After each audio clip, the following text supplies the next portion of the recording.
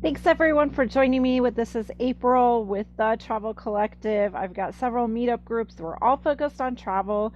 And today we're talking a quick round robin, probably about 7 minutes, some quick questions. So I was asked, what is a hidden gem or local hotspot that travelers shouldn't miss? I always say the Neon Museum in Las Vegas. Highly recommend it. They have night tours, they have photography tours, great place to do a photo shoot or just take photos for your own personal use. So check out the Neon Museum. One item I always pack for a trip, I would say I always pack a camera, even if it's just my cell phone. So my cell phone goes with me everywhere so I can take photos, take a few quick videos. That's one item I always pack. Favorite website for planning? Oh my gosh, there's so many, but TripAdvisor is a great place to start.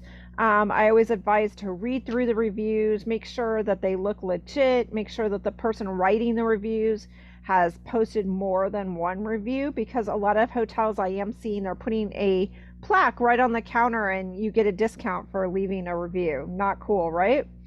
Best airport for a layover. Again, there's a lot of them. I've gone through Chicago, which has everything from sushi. It has healthy salads in a vending machine that get replaced often. I think it's called, I'd have to look up the name. You can find out which airports they are. I want to say it's Fresh or something like that. Um, Song I always listen to on a road trip. Again, I think this would have to vary quite a bit. Depends if I'm driving. I often just like to have the windows down a bit and hear the sound of the road.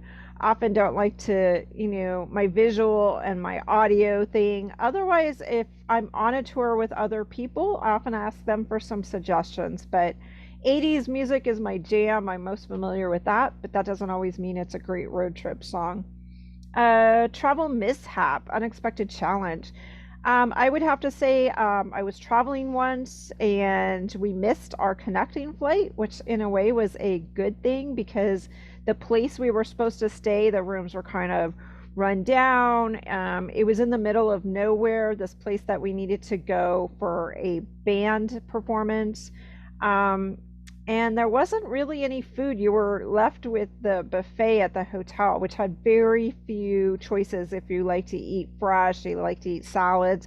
I was shocked. So I was actually thankful I only had to spend one night there instead of two. So sometimes it's a blessing in disguise that you don't get to where you need to be right away. But it is good to plan ahead. So should I have needed to be there that day, I would have had a backup plan. This is why we were supposed to get there the day before. So there's that too. Most unique souvenir. I do collect a few souvenirs. Now it tends to be things that I like to eat, things I can bring home that are unique, whether it's some tea or some unique spices.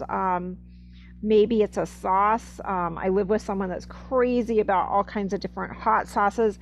If I go to Vermont, it's oftentimes jams and jellies that are unique to that area, maple syrup, things like that. Something I can eat and enjoy because, I'm getting a lot of stuff. So it has to be something I'm going to use, and eating it later has the memories attached to it. Favorite travel related book or movie? There's been a few. Some I go back to. I know The Bridges of Madison County, a lot of people enjoy watching that. Has a lot of good footage of Iowa, about rural Iowa, the covered bridges there.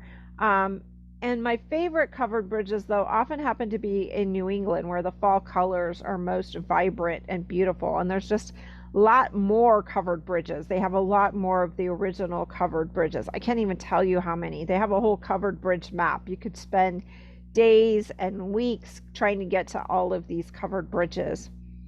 If you could spend a day in any city, where would it be?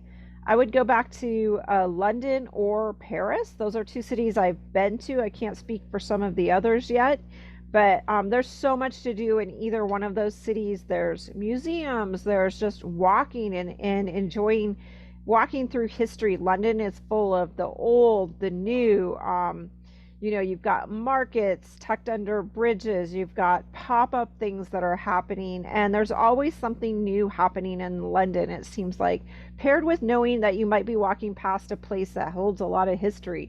You know, whether it's your favorite 80s rock group started a band on that corner, played, or the video was shot in that hotel. There's just a lot of history in London. So I really love London.